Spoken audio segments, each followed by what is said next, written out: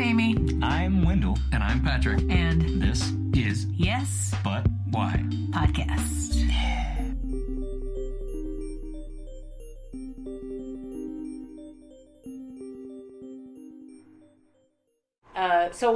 We were just talking about, students don't totally understand that, like, it's not just like Improv 1 to SNL, and that can be a problem.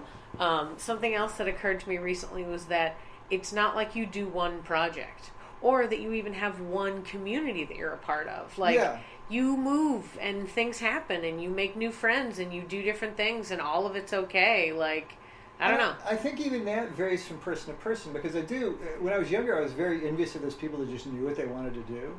And I think there are artists that they know from like childhood, this is what I'm going to do, and they are part of one community, because that's what they're going to do. They're ballet dancers, or they're painters, or whatever. They change and they grow, but there's never any deviation, because that's the thing they're supposed to do. I think a lot of people in improv are more like general utility artists. You know, they're people who are creative, they have a voice, they want to express themselves, but I think a lot of people are not as they're not as predetermined about what that medium is going to be. And particularly when you get in the general area of comedy, obviously there's a lot of different ways you can express that, and those feel differently, and there's different things that are better expressed in different mediums. But there's no, I think you're absolutely right that people think there is a path. Yeah. And it's like, well, there's your path, and we don't know what it is yet. And even stuff, and this is the other thing that I think is like, I really notice a lot. This culture has gotten so product-oriented and so results-oriented that people will like spend a fairly minimal amount of time on something that doesn't pan out immediately and feel like that was a failure. And I'm like, oh, yeah. I did stuff when I was younger that I thought, that was a failure, that was a terrible idea. And literally 10, 15, 20 years later, I'm like, oh, that's why I did that. You know what I mean? Yeah. You don't know. You are not smart enough to know. Nobody is. Nobody is smart enough to know what is going to contribute to your growth as an artist, you know? So. Yeah, no, it's true. I have a sketch show that I've been doing, and it's like 8 years old now. Mm-hmm. So I've put in a lot of time. Yeah.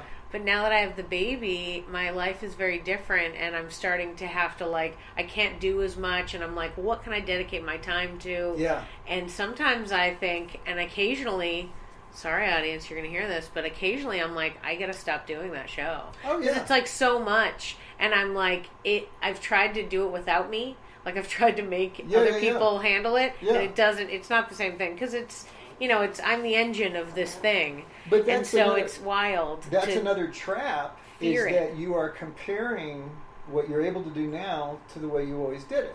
Yeah. And in this case, there's a very obvious thing that changed. But I think what people miss often is, like, your circumstances change. You're not the same person you were. Stop using the same standards for what you're doing that you had even a year ago. You're a different person now. It's like, well, I did that before, and it worked. It's like, yeah, that was then. So it's like, that's not an appropriate level for you to be engaged now. You got to find a different way to engage with this stuff. Right. Plus, it's interesting to have a different, like, way of going into it. Like, mm-hmm. I've talked about this before, but, like, since I'm pretty much doing, like, stay-at-home mom, I stare at this kid all the time, mm-hmm. and so I'm like trying to do a character study of a baby, like, because so I'm staring at, and I'm also thinking, like, what about motherhood should I be writing down, because mm-hmm. there's a lot of stuff that I realize, like, I passed through. Like, I talked to somebody the other day about how I don't remember what it's like to be single anymore because I've been married for a while. Right. So now when people talk about it, I'm like, I'm sure that's hard. Yeah. But, like, I don't remember, I don't have the emotional connection to it. And I know that in a few years, having an emotional connection to, like, early motherhood, like, I'll be like, I guess it's fine, whatever. But I'll be like, remember when it was, like, new and you were figuring it out? That kind of stuff to remember. But the way you just put that, I think, is so relevant to improv anyway. It's like an empathetic putting yourself into a different situation, and really not just with your brain, but with your whole body and existence. Like, what would that be like to be that person in that situation, right? And I do think in those examples you were talking about, yeah, you don't consciously know what it was like to be single. You don't consciously know what it's like to be single anymore. Right. But you did it. It's in you. Right. You know what I mean? It's still in there. Yeah, yeah. So that experience is not going to be lost. And the same thing with your kid. Yeah, you're not going to maybe consciously remember all those great observations you made, but it's in there. Like, you've got that. That's part of you now. Yeah. You've got that experience. So that's always going to inform whatever you're doing, regardless of whether you're consciously evoking it and trying to bring it up. Yeah. Since we're discussing the idea of having this sort of like, hindsight is 20/20 scenario, Yeah. are there any like memories of your like the first or whatever experience that you might have that you have recently called upon as a like, oh, now I'm reaping the lessons that I learned in that time? Is there any particular time of your life that you've thought about recently or used in a class or something like that? Wow, that's a really good question. Well, first off, I don't think hindsight is 20/20. I just think it's sure, better yeah. than the sight you have at the... Because you never get to... I've never had 20/20, so I don't actually understand what that even means. Yeah, me neither. Me neither. Yeah, hindsight is like glasses, but it's still not 20/20. Wow, that's a really good question. If it's too deep, it's totally fine. We can move around it. No, I mean, I think it touches on... Let me see if I can nutshell this. I think one of the biggest challenges of improv, and I think this is true of any art once you get up to a certain level in the art, but one of the biggest challenges of improv is that almost immediately you're confronted with your own shit. Like, you have to deal with who you are because it affects your improv. Yeah. And I think that's really difficult because I do believe, like, if you're doing visual arts or like music or something, you can learn a lot of technical skills before you have to emotionally reveal yourself. You can work on correct guitar fingering for a long time, and then one day you're like, I'm going to write a song, and then that's more vulnerable, but now you've mastered the technical stuff. Improv, it's all together. It all happens at the same time, right? Yeah. And the last couple of years, and this is going to sound political, but I really mean it from like a personal, emotional point of view. Last couple of years, as a straight white man, I have been just gobsmacked by how little I knew about what the world was like. You know what I mean? Yeah. And this is like speaking as someone who considered myself to be liberal and also to be pretty well informed about the world, right? And if you had asked me like 3 years ago, it's like, do African Americans have a harder time of it than Americans? Absolutely, absolutely. I could list to you the reasons, like, redlining and economic, I could tell you. Do women have a harder time than men? Absolutely. Sexism is still rampant. Here's how. I thought I understood it. And the last couple of years, the combination of the information that's come out of, primarily Black Lives Matter and then Me Too and all the associated consciousness raising movements, right? I've been like, holy shit. I had no idea. And it's caused me to go back and look at my own behavior over the years, and it's horrifying. And fortunately, I've gone through enough therapy that I don't turn that into, I'm a bad person, I deserve to suffer. But it's painful. It is painful to look back at my own behavior and go, that was, I don't even want to think about it. But I was doing the best I could at the time. Yeah. And that, to me, if I'm willing, and I'm not saying I've succeeded in this, but to the extent I'm willing to take that insight on stage, that's useful. You know what I mean? I think that is an advantage that artists have that other people don't have, is when you have these really painful things that you're not going to be able to resolve. I can't go back in time and fix the kind of person I was. Sure. But I can deal with it on stage. Sure. I heard this story, and I'll leave out the names because I don't want to... it was told in a workshop, but it still feels pretty personal to me. Sure. But there's an improviser, and this is in a different city, so no one has to try to guess who it is here. There's an improviser, and his wife, I think she's an actor, but she's not an improviser. and they were really struggling with an issue. I think it was they were trying to have a kid and it wasn't working, but it was some very painful, very personal issue they were struggling with. And the improviser was talking to an improv friend of his and talking about how hard it was for his wife. And he said, imagine not being able to improvise about that. You know what I mean? Like she, you know, he was like, I can at least come do this. I can express that this way, right? Yeah. So that to me, like, that's the advantage. Even if I don't consider myself to be a great artist. Like I aspire to be one. I don't think I am. I think I'm competent. But the advantage of being in the arts is that when you got shit you want to deal with, you have an outlet. And that is huge. That I is actually huge. really think that it's sort of a natural ability that is born of people that are inclined to this kind of thing. That there's sort of an empathy and a more open-hearted, because you have to, in order to put into your life that you're going to see other people's point of views from their point of view. Yeah. You have to be very open. And so I think To do it well.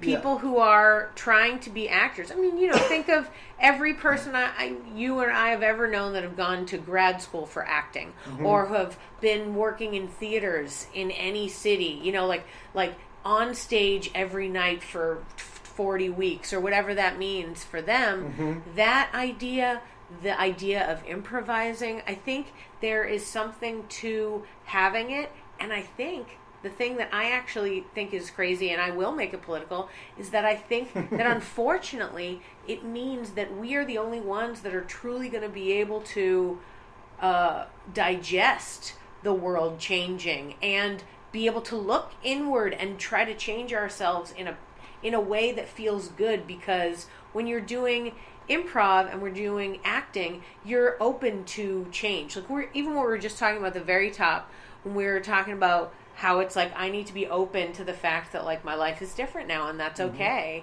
And so when you move forward and you want to figure out, you know, some new way of looking at the world, like, oh man, I acted this way, now I'm going to be better. Even just having the wherewithal to say you will do that and try to do that, I think is a creative idea, and a lot of people don't have the ability. Oh, yeah, I think that's a trouble with what's going on, is like most people don't have this ability. We are lucky enough. I realize most of the people I talk to just have something that like makes them able to feel deeper, and it is a wild sort of connection to being able to digest the world around you and get through it. I don't know. I agree with everything you just said, with two minor qualifications. One, I don't think artists are the only people who do that. I think there are a lot of people who are doing that. I think particularly, people who've been in therapy, people who've gone through recovery, anyone who's had to kind of examine themselves and examine their relationship to the world. Yeah. And I think there's a lot of different forms that can take. I don't want to suggest those are the only two things. But I think there are people who are more naturally inclined to do it, and I think there are avenues other than the arts. So I do think there's some people that are a lot better at, I don't want to say better, they're a lot more open to other people's experiences. Yeah. The other qualification is, particularly in comedy, I think you have a lot of people that aren't interested in that. And this gets back to you're talking about, you know, what you were talking about in its most extreme form, that idea that, well, there's a path and it starts with level 1 and it ends with SNL. Right. That's about product. Yep. That's not about process. That's how can I move forward? And SNL to me is a great example. Obviously, there are a lot of brilliant performers on that show. I'm not trying to take anything away from it.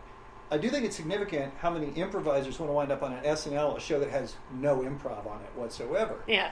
And if you are trying Well, I mean, let's be honest. They do sketch prov. They do sketch prov, That's what they're doing. Whether they mean to or not. Yeah, that's what's happening. That's what's happening. But if you are being super results-oriented about it, then you might correctly assume that the best way to get on SNL is not to be a generous and open improviser and make yourself vulnerable on stage. It's to come up with some really good characters, you know? And which is not to take anything away from that skill set, which is huge and which I don't have, which I admire a lot in other people. But that's different from what we're talking about, that empathy, that being present in the moment, that responding to what's going on, which to me is the heart of improv.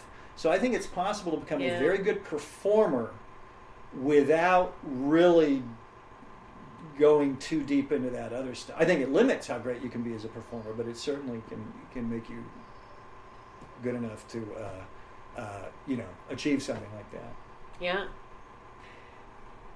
I think you're right about the idea that there's a business path. I mean, there's 1,000 paths, and that's my whole point. But that there are definitely people who will work real hard and do, learn impressions and go to the right festivals and get themselves involved in whatever you need to get involved in and meet the right people to get on SNL.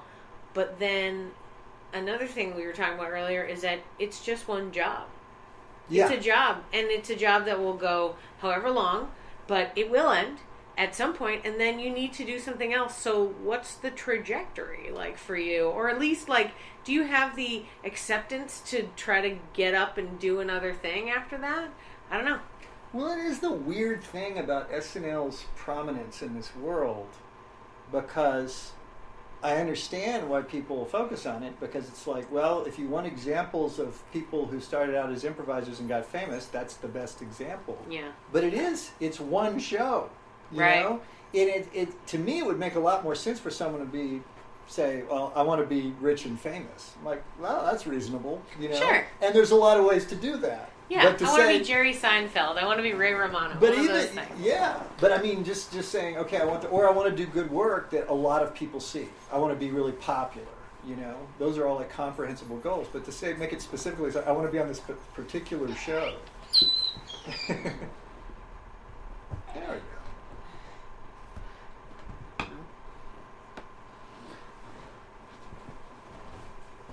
Yeah, it's a weird sort of obsession people have with the show.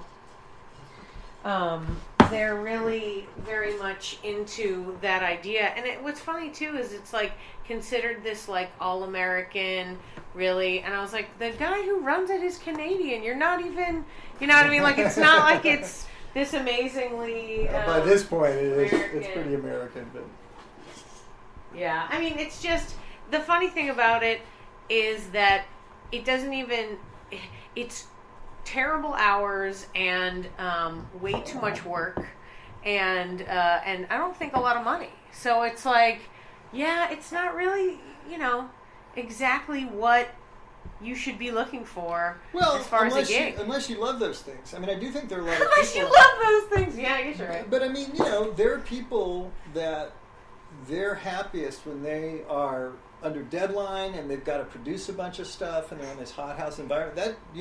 That gives me nightmares. But I mean, yeah. But I think for some people, me too. That's clearly. Yeah, if you really love that, and say you're a writer, like that makes sense to me. It's like, oh, I want to be up there and be forced to produce good stuff every week and be in a competitive environment. If that works for you, great, fantastic. But I don't know. It just seems like a very narrow thing to shoot for. And now, particularly, it made a little more sense back when there was a monoculture and there were only 3 TV channels. It's like, yeah, you want to be on Saturday Night Live, that's the only way you're going to get famous. Well, now you've got infinite ways that you could get your voice out to people, Yeah. And some of them are more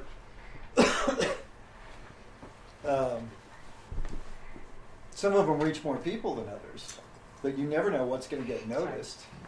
I mean, nobody prior to the Lonely Island guys getting signed to Saturday Night Live, nobody would have said, "Oh yeah, doing that stuff on the internet is a great way to get on Saturday Night Live," But they got noticed. Well, there's been a lot of people that have done that path. They've created their own YouTube buzz and done that.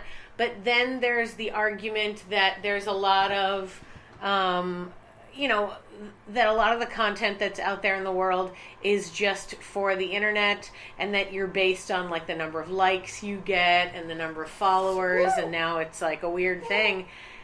Part of me's like, I mean, I agree that I would like people to like more of my things, and when they don't, I'm like, why not? But maybe, who am I to fight what they like? Well, but also, and this gets back to the weird thing about comedy, And it's always been interesting because I think improv understandably gets lumped in with other comedy, like stand-up comedy.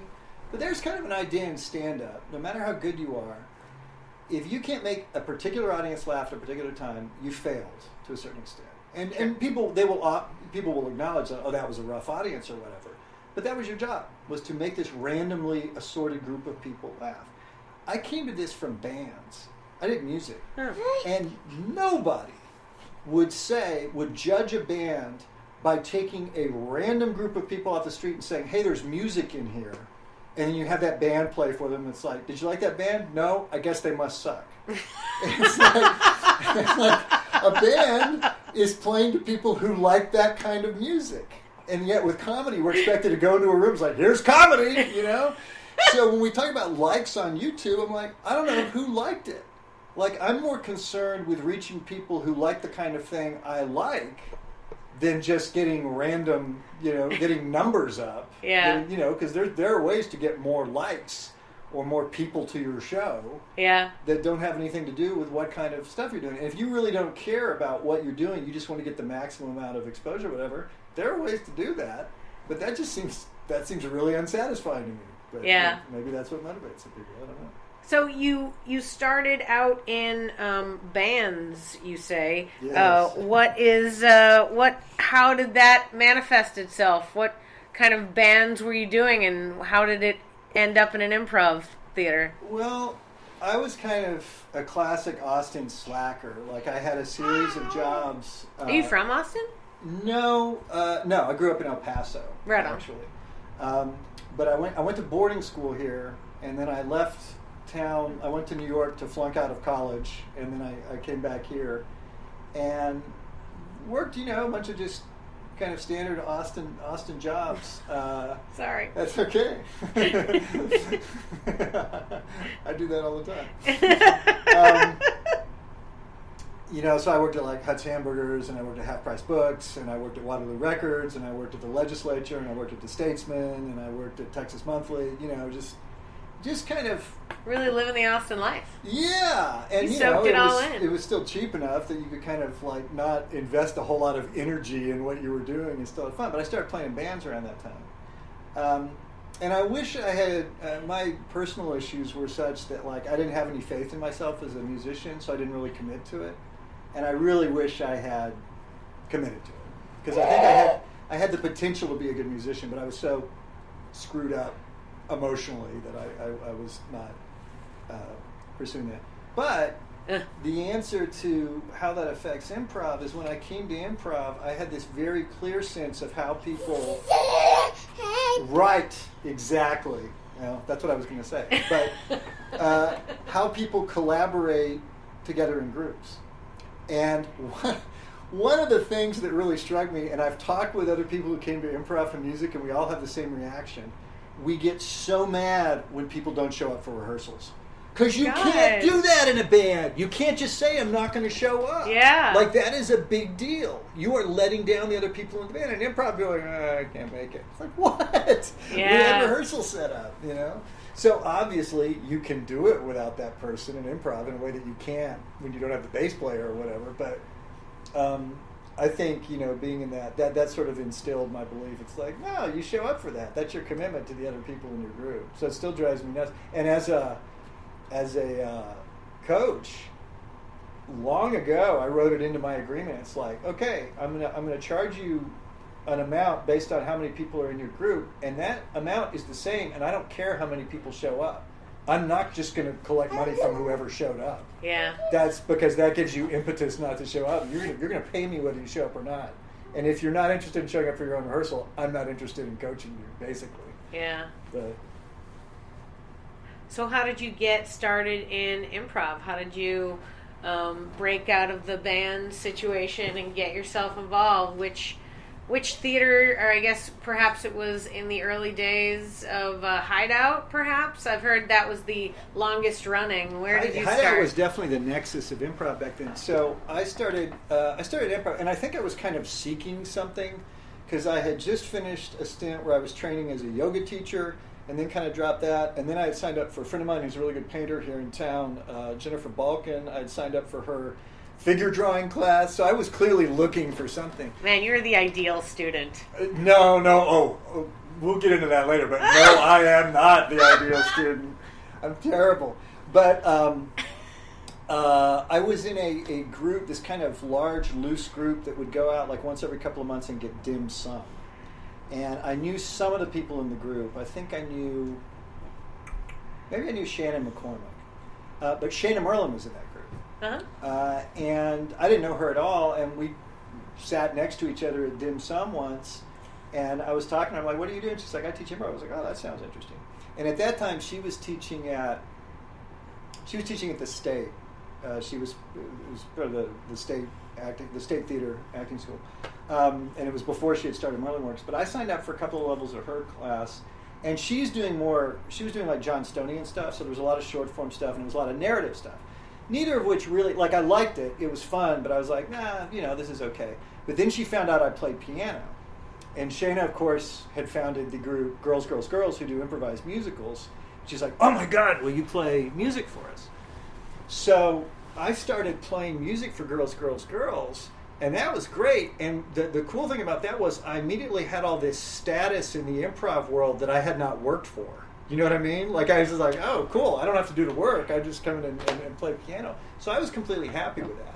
And I would sort of hang around that. So the Hideout was kind of the nexus that was the only improv theater in town at that time.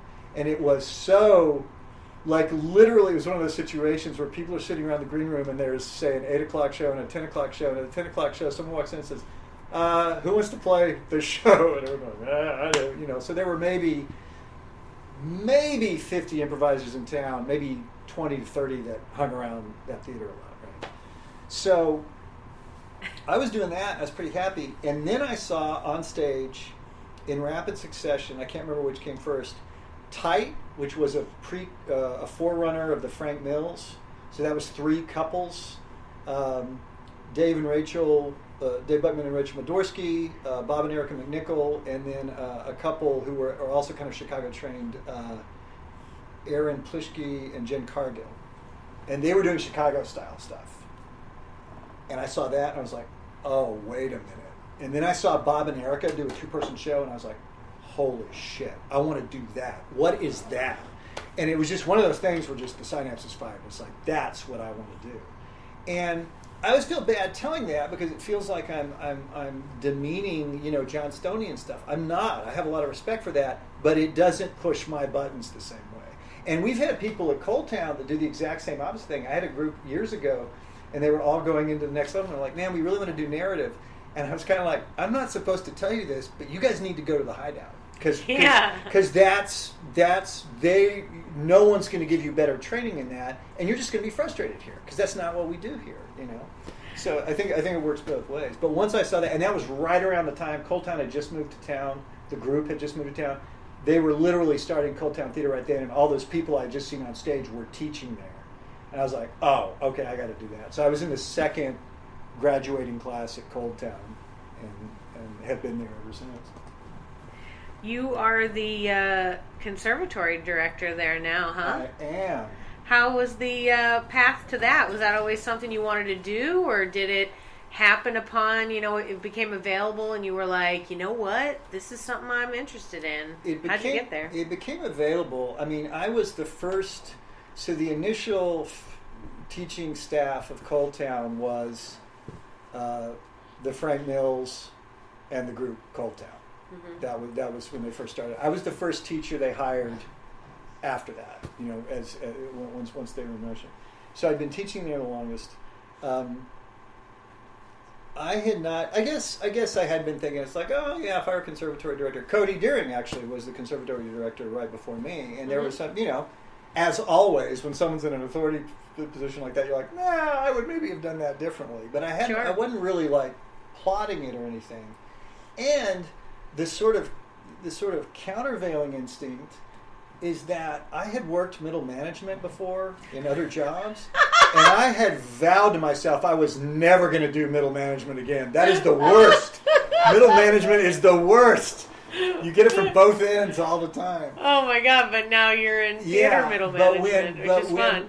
Yeah, when Cody left, I was like, and I was talking to Dave Buckman about it, who's my boss now, and he's like, you were meant for this job. And I really had some misgivings about it, mostly because, working closely with my good friends is like, that can be difficult. Indeed. Yeah. But I did have this moment where I'm like, you will never, ever, ever be again offered a job for which you are so qualified. You know what I mean? Like, this is possibly the only time in your life you're going to get offered a job that you are absolutely, totally qualified to do. And not because I'm a great improviser, but because I really care about improv, and I'd studied a lot, and I had thought about it a lot, Yeah. And I understood how the school worked, and I knew what the issues were. So Yeah, it was like plus middle management. And plus middle management. Well, that has fortunately worked out great, and I think that's a pretty recent development, because Coldtowne went through a long growing period where it was, and this happens whenever artists start a business. There's just a lot of problems. It was not run in a very business-like way for a long time, and I think all the principals will admit that was the case. It is about 1,000,000 times better now. Yeah, I mean, when you start out as artists and then become businessmen is very difficult. And you're all friends. Yeah. Like, that It's no is a good. really rough juggling act. You should rather be in business with someone you don't like. Yeah, well, or don't have, don't Or have don't strong spend all your feelings about- time with, Yeah. Yeah, Exactly. no, there's been a lot of talk of theater management recently in my life. Sure. And so I would imagine. just the idea of it and how to come at it and the general, like, okay, let's be honest, this is not exactly like a big growth thing. Like, it's maintaining a community that maybe will get bigger, but could also just table at a certain point, because how many people are really in this town, and how recycling can it really happen? So it's interesting to see how each group handles it, and then how each new person who takes it on will advertise or look for different things, or even deal with, how do I manage the people? Completely. Well, and you hit on something, modern business, again, not to get political about it, but like modern late capitalism is based on this idea that everything has to keep growing and get bigger all the time. That you have a business, your goal is to grow it. Yeah. And I'm always like, the only thing in nature that grows without restraint is cancer. Like, that's not the model you want to use for. I'm sure that's wrong from both an economic and a biological point of view. But I feel like algae's pretty big. yeah, but I don't sure, know. okay, fair enough. Or hydrilla or whatever. But I do think you're right that when you're doing a theater like that, when you're doing an improv theater, nobody starts one of those for the money. Yeah, you can't. So it is this balancing act between community. And if you make it too much a clubhouse where it's just everyone hanging out, then you're kind of selling people short to the extent that they expect some level of professionalism in their shows and the classes. But then if you go too far in the other direction, you're like, no, we're going to be hard asses about everything. It's like, well, why are you in this business? Like, you're not going to make money, so what's the point of being a jerk about it? Yeah. But that is, I do think it's a challenge, and I think it's people react more, I think, to changes and impositions of policy and structure in an improv theater because they're so personally invested in it. They take it personally. So when you put in a policy that's like, well, you've got to come to 6 of your 8 classes to move on to this next level. People are like, don't you care about the individual students that are affected by this? It's like, yeah, I do. But that's also a reasonable policy. Don't you care about the individual students? You're like, really, too? Well, I do care about it. I hate to, but what are you going to do? No, but people, and this is the way Coldtowne used to be run was, oh, this individual has a person has a problem. Well, let's fix their problem and not worry about the underlying structural issues that caused that problem. Right. And sooner or later, you have to get to the point. It's like, we have a policy, and yes, sometimes that's not going to be great for an individual person. It's not because we don't like that person, we don't care about him. It's just that's we have to run things in a consistent way. Well, not to mention the fact that, like, I roll my eyes at trying to take care of everybody's problems. If you're the person who's a proper manager, you have to take care of the many, not the individual. And I that's my personal thing. I'm like, this whole group has to work. I will try to pay attention to each one of the people and try to make sure that they themselves are having some sort of good experience. But if they're not giving to the experience, I'm not interested. And that's actually one of the reasons why, well, I only teach level 1 because you're in or you're out. And I, in the nature of the sketch show that I run, I invite people in and then let them go as I would like, because I'm like, I want people to be involved in this. If you're not involved, I'm not interested in working with you. Good luck with your other projects. I'm sure there will be plenty to take up your time. Yeah, and there's also a distinction that I feel like a lot of people don't make. It's like, what is my professional relationship to you, and what is my personal relationship to you? Yeah. So I've had some pretty painful experiences dealing with teachers who, for whatever reason, should not have been teaching. But I've gone out of my way to say, look, I'm not mad at you. This is not about me being angry or upset with you. This is me setting professional standards, right? Yeah. I still love you. I still care about you. I want to help you, and you can't teach right now. You know what I mean? Yeah. It's like that is two completely different things. But I think we've gotten, and this is probably just generally true all the time, it feels like it's been exaggerated in the era of Facebook, but I feel like people are less and less able to distinguish between this is what I want and this is what should happen. You know? It's like however I feel about things is actually how it is, and it's how things should go. And it's like, it's two different things. This is how I feel about it, and this is what's actually going to happen. Yeah, I think that's actually true on a much larger scale. That is the idea of that is giving me pause, because it's like, I think you're right. In the world where we have a voice such that, like on social media, we can say our feelings out there, and it's important for everyone to share their feelings, so say society. And because of these great feeling sharings that we've had lately, we are improving our society. And yes, that is true of many situations. Talking about it will help, gets it out there, great. But I don't know. I think you're right. Sometimes there needs to be some sort of but this is the way that it has to be run, and you have to deal with it.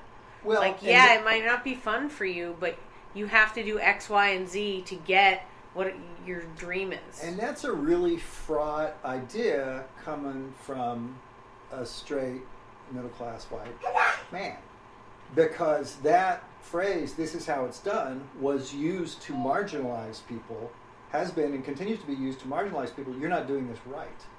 You know? Sure. So I understand why people have a visceral reaction to that, but also an intelligent, analytical reaction to that, which is like, you're just privileging the way you want to do things over the way we want to do things. So there's a legitimate response to that. But if you're doing art, at some point, I feel like, if you're serious about it, you got to have standards. They may be different from someone else's. But sometimes I feel like I know I'm not the only person. Sometimes I feel like I'm the only person who can distinguish between, I really like that, and I think that's good. You know what I mean? I'm perfectly capable of hearing a song and going, man, I love that. That makes me feel really good. That is a terrible song. As a musician, I'm like, that's awful. Yeah. That's terrible. But I love it. Yeah. And I don't have any problem with a distinction between that. And I feel like that distinction has been broken down. And maybe, I'm fully willing to acknowledge this idea of standards. Maybe that's outdated. Maybe postmodernism killed that, and that's ridiculous, and it's me imposing, old culture on new people. But I still feel that way. I still feel it's there's things that I recognize that are structurally important to me, either politically or artistically, whatever. And then there's things that I like that I can't help it. I just like them. Well, there's also this idea that it's if you don't like how a business is run, or if you don't like the way something is do it yourself. There's plenty. Yeah. Go ahead and do it. Like, Yeah. and in fact, that is the case of many people's lessons of why they don't want to do it. You know, they'll go, well, I feel like, and then they learn there's difficulty and you have to make choices that, you know, nobody wants to make, and say things to people when you're the person in charge that, you know, other people don't want to say or hear. And it's like, I'm super sorry. And then they try it and they're like, oh, no. Well, here's what's going on, too. That's definitely part of it, what you just said. Here's the other thing. When that person has a problem, it's a real problem. I'm not talking about people who are just complaining for the sake of complaining. I'm talking about someone who has a legitimate concern. They brought it up. That's all they're thinking of. And you, if you're dealing with that problem managerially, that is one of about 1,000 things that you're thinking of, and you're balancing them. Yeah. They're all important, and that's not your main thing. And so, like, the phrase no manager likes hearing is any question that starts with, why don't you just, and it's like, stop right there, because if you think there's some easy solution to this that we were just too dumb to have thought of, occasionally you'll be right, but most of the time we have thought of it, and either we don't have the resources, or there's a reason we can't do that. You know? But you're not thinking about the rest of the stuff. You're thinking about, like, oh, there's an obvious solution to this. It's like, there would be if we had infinite resources to apply to this problem, and we didn't have to worry about anything else. Yeah, that would be the solution. Yeah. It is fascinating too. I mean, I feel like that's a lot of what people are doing on social media too, is just putting out their opinions on how other people should be living their lives, or how businesses should be run when they themselves are not taking part in it, which can be difficult. But well, that someone pushed my buttons recently is a friend of mine, and I like her a lot, and I respect her, and she's really smart, and she's very politically engaged. But when the Austin City Council voted on the paid sick leave ordinance, I don't know if you followed that, but that was like, there was a battle over that, and the battle wasn't between, I mean, it's true there were corporate interests, but locally the battle was between, you know, progressive activist groups and local small businesses. It wasn't McDonald's that was fighting this. It was like local small businesses. They're like, this is going to be really hard for us. Yeah. And so there was this list leaked out, and there was, I think maybe it was an inaccurate list anyway, but this list leaked out of all the local businesses that were opposed to this. And this friend of mine posted it and said, you know, if you work for one of these businesses, your boss sucks. I was like, look, I supported that ordinance. I worked to make sure it went through. I think it probably won't affect these businesses. I think they'll discover that they can live with it. I think, but I'm like, that's so reductionist to say these people suck because they made a decision that this is probably not in their business's best interest. And, you know, I guess that makes me sound like an apologist for corporate thinking, but I'm like, this whole thing about, like, there's a binary line, and if you're on my side of it, you're absolutely right, and I support everything you do, and if you're on the wrong side of it, you're wrong and bad, and you suck, and there's no defending your position. And I feel like everything has turned into that. Yeah, there's a lot of that in the world these days. But I feel like I've led us down a negative spiral, and I want to bring us back to Yes. To improv and stuff that you've learned previous to your current lovely, wonderful job at Coldtowne. It is. It's a great job. I'm sure it is. No, it was my fault. I led us down a negative management trail. It's all true. But as far as, like, any when you started taking courses, you've mentioned that you've taken workshops in other cities. Yeah. Tell me about an experience in another city you had that was great, or that changed the way you looked at things. Perhaps a suggestion of a workshop that people could go to, or something like that. Well, the most formative experience I had, I was less than a year into it, and I went up to I.O. in Chicago for the summer intensive. It's 5 weeks long. And it's hard for me to separate out how much of that was because it was great, because parts of it were definitely objectively great. Part of it was just it was at the right moment for me.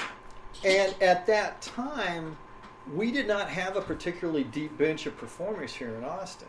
You know, most of the people who were doing it had not been doing it that long. So everyone was, you know, working hard and trying to do good work, But there's a difference between a scene where most people have been doing it for 2 years and a scene where some people have been doing it for 20 years. You know what I mean?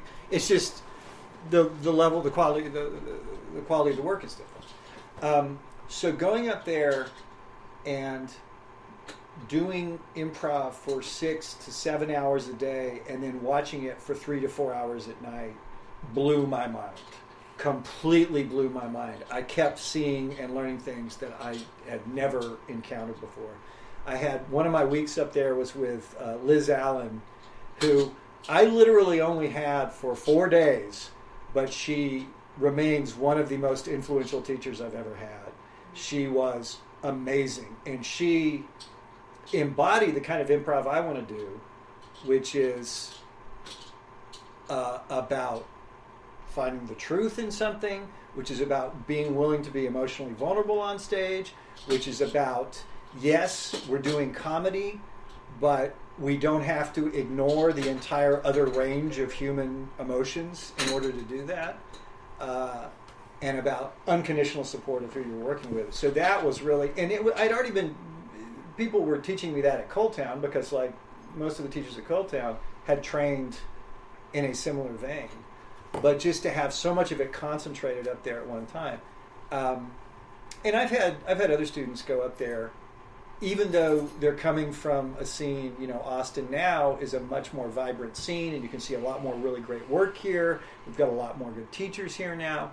They still had a really good experience doing that. So that was something, you know. But obviously, that is a difficult thing to afford in terms of time and money. I happened to be a freelancer at that time, and I happened to have the time available, and I saw that the workshop was available, and I think it cost, I don't know, I want to say it cost like $1,000. I'm like, man, if I ever get $1,000, that's what I'm going to do. And literally the next week, I got $1,000 windfall.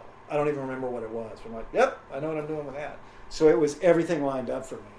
Yeah. But, you know, I mean, out-of-town workshops are great, intensives are great. Austin's got a lot of really good teachers now. Oh, yeah, you know? absolutely. So it's like there's this idea that there's some magic bullet elsewhere. There are really great teachers at other schools. There's also teachers at other schools who are perfectly fine, but they're not that much better than, or even better at all than some teachers in Austin. You know what I mean? Yeah. Like it's a different...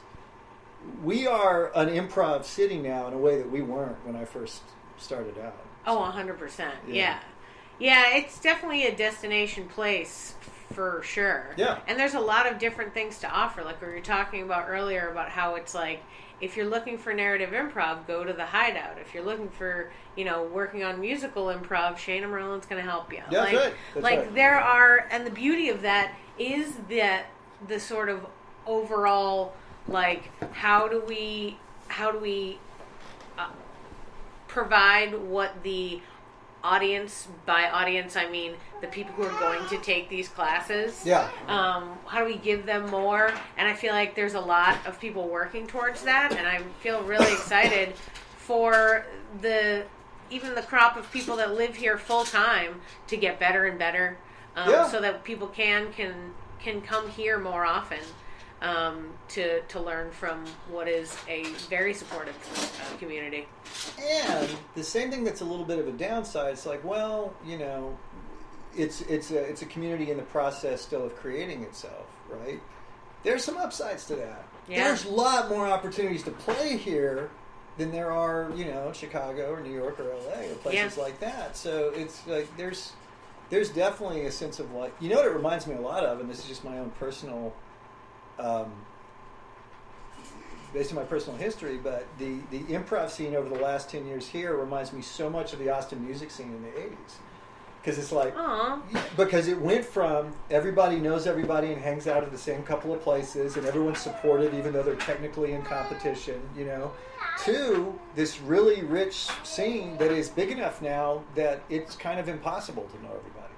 You know, I accept really the future of our richness. Yeah, exactly. Exactly. I will put in the time if it means someday there'll be a statue of one of us on a street downtown, and they'll call it Willie Nelson. Wait, I mean Our Name Avenue. Yeah.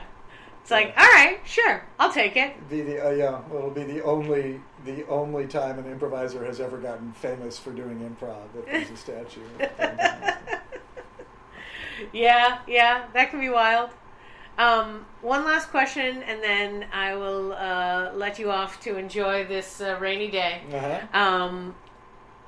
In your experience teaching, is there a moment that you can think of, or a lesson that you feel like it's important, either a lesson you love to impart to people, or a story of a good experience teaching, something that you've had a good experience, you've enjoyed, or you feel like you've imparted some wisdom while you were teaching here in Austin?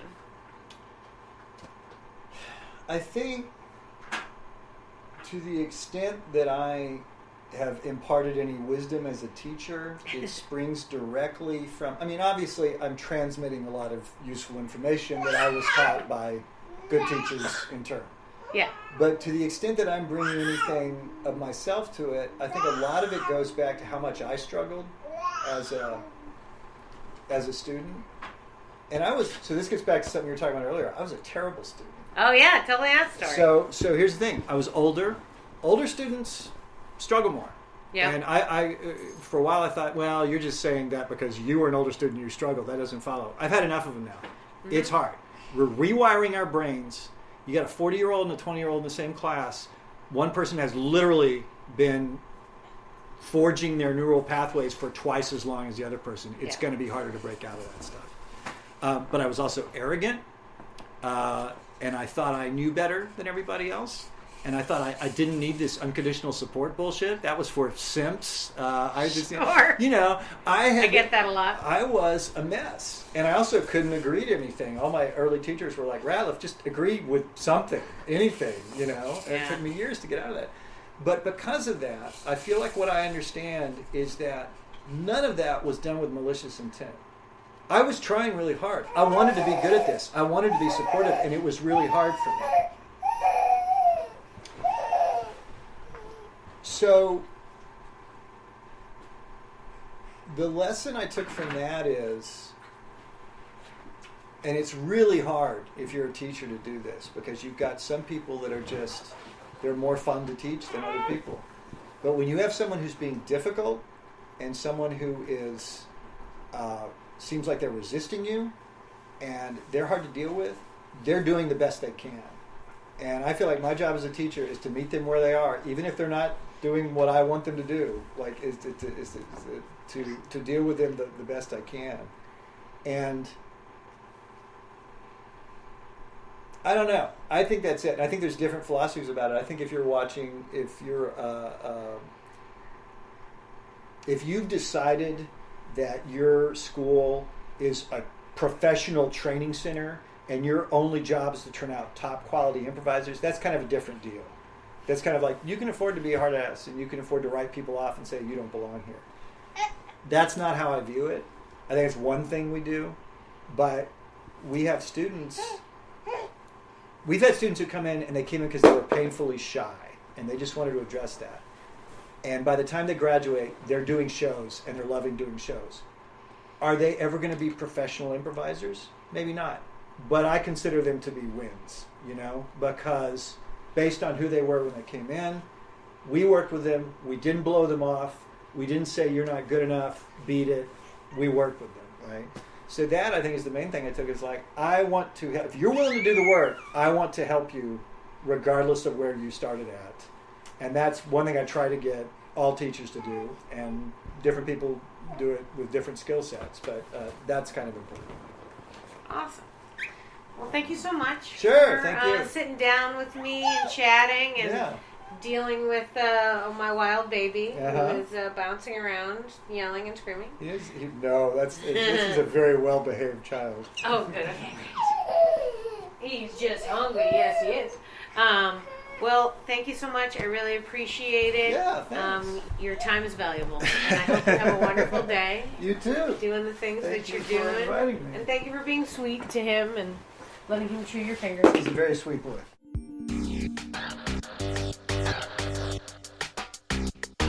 Thanks for listening to Yes But Why podcast.